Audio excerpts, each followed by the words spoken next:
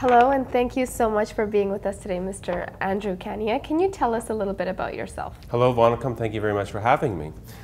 Sure, my name is Andrew Kania. I'm proud to be the Liberal Member of Parliament and now Liberal candidate for Brampton West. This was my first election. Before that, I practiced as a lawyer for approximately 20 years. I own a law firm, and I did many things in the community, both charities, involvement with the Liberal Party. I was elected secretary of the Ontario Bar Association, representing 17,000 lawyers. I have 2 law degrees, one from Toronto in Canada, my master's in England. It's a very long history, but the reason I'm in politics is to serve the people. So that history is obviously relevant, but I'm here to do my best for the people. So you're currently an MP for the Liberal Party of Brampton West. Why Liberal and why Brampton West? When I was a boy, actually, I decided I was naturally a Liberal because when actually quite small, actually, I looked at some of the people on both sides, and what I saw, I looked at the NDP and I saw them sort of hard left socialists. And I knew that wasn't really a fit for me. And I looked at the Conservatives at the time, and they were right. And for me, they didn't have enough heart. They didn't care enough about taking care of the ordinary person. So the only party that made sense to me, even from being a young boy, was the Liberal Party, and I had no second thoughts that I've been a Liberal since I've been a Liberal boy, and I will die Liberal.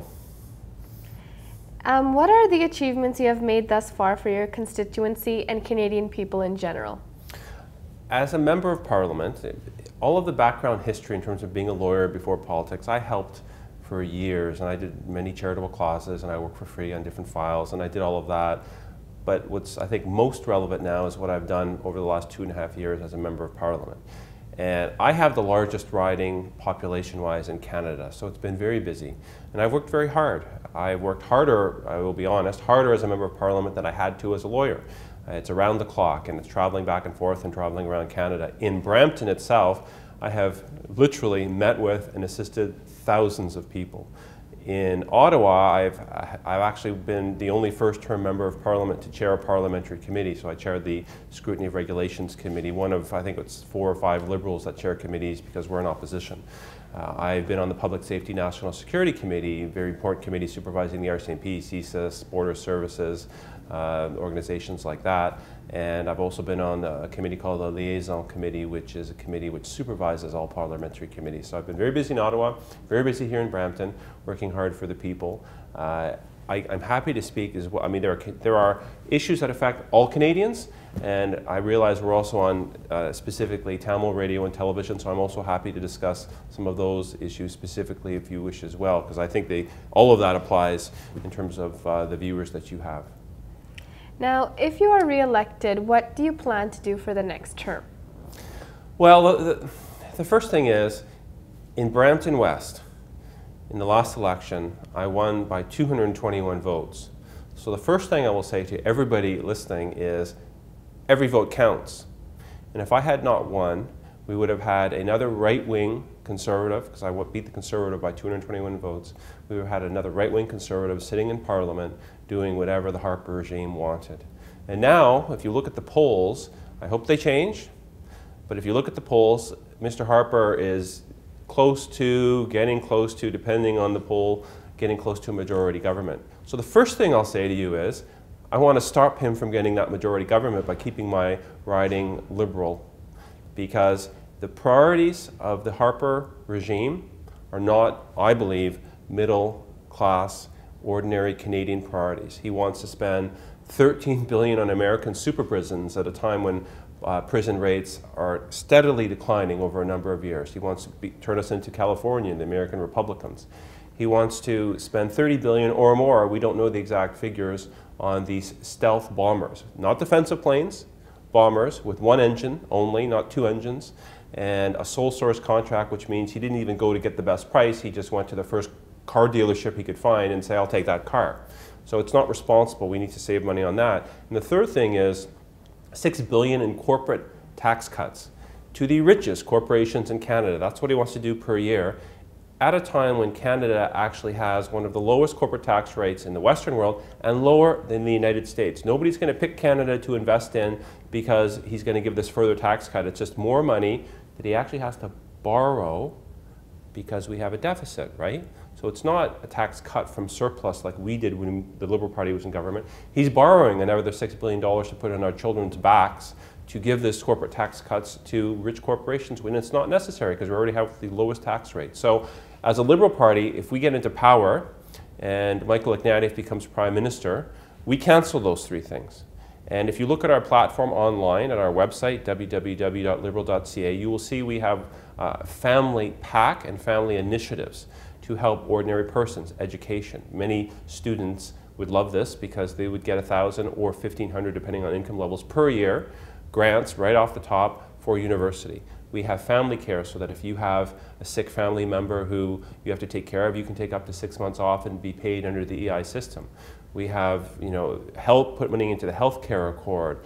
There are just a number of different social pension reform, a number of different social policy reforms that the Liberal Party believes in, which is why, I was correct when I was a little boy in terms of joining this party. This is what we want to do from our hearts. We want to help the ordinary person in Canada. We are not the Conservative Party that cares about the big corporations and giving tax subsidies to the oil sands out west. There's nothing wrong with the oil sands. We need those resources. But that's not what we do. We don't give them more money. We let them take care of themselves, make sure they're environmentally responsible, and we help the ordinary person. That's why I'm a Liberal. That's what we would do if we formed a government.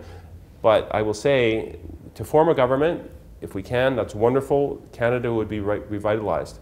But if Harper gets his majority, the exact opposite will happen. Canada will be ruined with his right-wing agenda. It'll be a 5-year majority because everybody knows when he's done, nobody will ever vote Conservative for a while because they're not going to like what they get.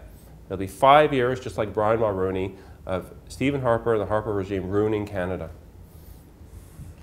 So touching on what you've said, there is a general opinion that the election is unnecessary. You've already touched on a little bit of what you would say to that. What other response would you have to that? I think the election was 100% necessary. People should remember that. This is actually when we were supposed to have an election, because under the law that Mr. Harper passed, this was election time. He broke his own election law in 2008 when he went to the Governor General and called an election. That was the unnecessary election. In addition, look at the reasons for this election. I've already given you 3. As a Liberal Party, we don't want these corporate tax cuts going to the richest corporations when they're unnecessary rather than going to the people who need them, ordinary Canadian families. Those should be cancelled. We need this election. Those jets, they're wasting so much money. We need this election. The super prisons, $13 billion when crime rates are declining, we need this election. And remember why we had this in the first place. Nobody's really talking about this. Everybody skipped over it. But we had Mr. Harper's government for the first, and listen to this carefully, for the first time in world history, in a parliamentary democracy, a government was found in contempt of Parliament. It's never happened before. India, Australia, England, nowhere has this ever happened. It happened here in Canada. That is an embarrassment. And it happened because Stephen Harper will not follow the rules. He doesn't respect democracy. He locked MPs out twice. He's done so much. He fires all the watchdogs, all the persons who criticize him. His party's under investigation for election fraud, the in-and-out scandal. 2 days ago, the Auditor General just released another report saying that Mr. Harper, the Conservative government, misled Parliament about $50 billion for G8 spending, and may have done something illegal. Nobody's talking about that. The Auditor General is an independent officer of Parliament, and that's what her report found. We have other examples. The Parliamentary Budget Officer, Kevin Page, who's also independent, gave Mr. Harper a failing grade on job creation. There are so many reasons why we needed this election, and I actually believe if Canadians sat down for 1 hour at their computer and researched all of this and looked at the issues and saw the real differences between the Liberal Party and the Conservatives in terms of their ethical scandals and lack of respect for democracy, the things they want to do, which is the corporate tax cuts and the jets and the prisons, and you looked at all that and you compared Liberal policies that were for the family. Look at our education plan, look at our healthcare plan, look at our pharmacare plan, look at our daycare plan, look at our pension reform plan, look at our environmental plan. You look at that, I believe Canadians want those progressive, reasonable, centrist policies, not these far right-wing policies.